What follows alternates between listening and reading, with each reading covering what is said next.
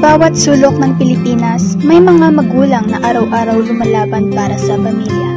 At isa na rito si Marie.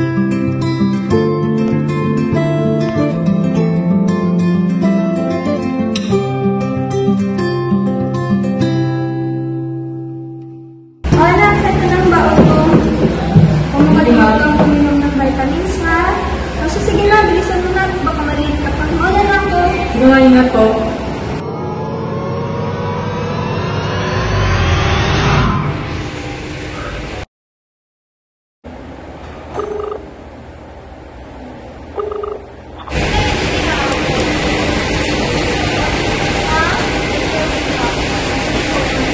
Hello po?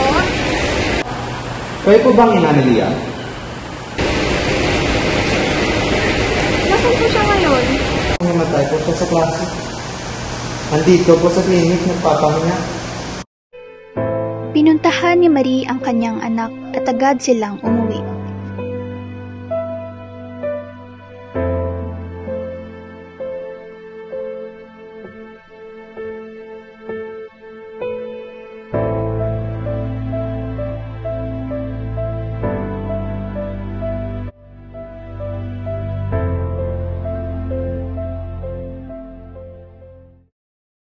Ma, masakit po yung ulo ko.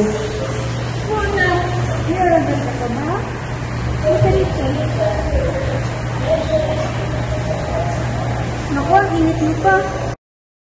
2 araw na ang lumipas, napakamahal ng gamot at laboratory test. Unti-unting nauubos ang ipon ni Marie.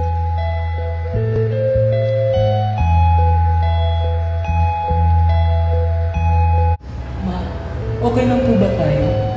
Oo naman, anak. Ako nang bahala.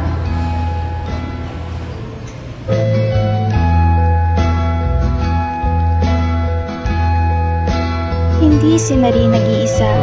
Tandaan ang mga palitandaan ng online scams.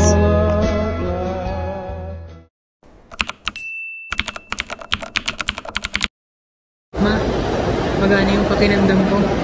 Ang buti naman, anak. Hindi na tayo magpapascam sa susunod. Oo nga, dapat talaga tayo maging mausisa sa mga taong nakakausap natin online. Hindi lang si Maria ang nag-iisa. Libo-libong Pilipino ang nabibiktima ng online loan scams araw-araw. Ito ang mga karaniwang palatandaan ng online scams. Kauna, instant loan approval na kahit wala anong verification. Ikalawa, humihingi ng processing fee bago ma-release ang loan. Ikatatlo, personal information at ID pictures agad hinahanap. Apat, messenger or SMS lang ang komunikasyon.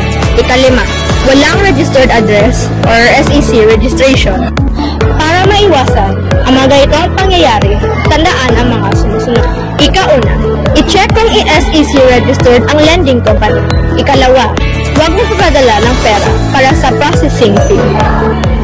Dahil ang totoong lending companies do not require an upfront payment. Ikatatlo, huwag agad magbigay ng ID, personal data o OTP.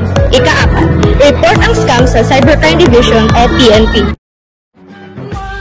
Is the loneliest number that you'll ever do. Two can be as bad as one. It's the loneliest number since the number one.